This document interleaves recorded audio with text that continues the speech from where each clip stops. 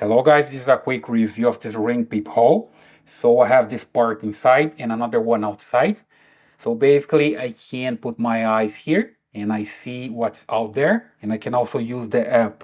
So basically here with this app, I can just click to go live and it connects to the camera and I can see everything that's going on there live. And I can also end the live view and check what's recorded into the cloud. When I select here, I start seeing things that was recorded before because I have the Ring plan to record into the cloud. Okay, so you need to do this. You need to have the plan so you can record into the cloud. Okay, back here to live. When you click here, you go back live and you see what's going on there, right? If you don't have the plan with Ring, you can see live everything, but you can't record, right? But it works either way.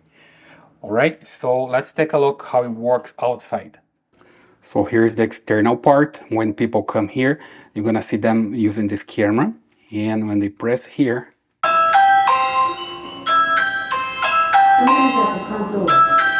okay, you can see this on your cell phone.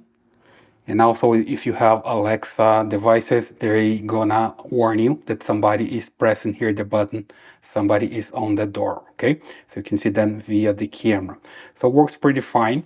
I got this some time ago, I like it and I recommend it.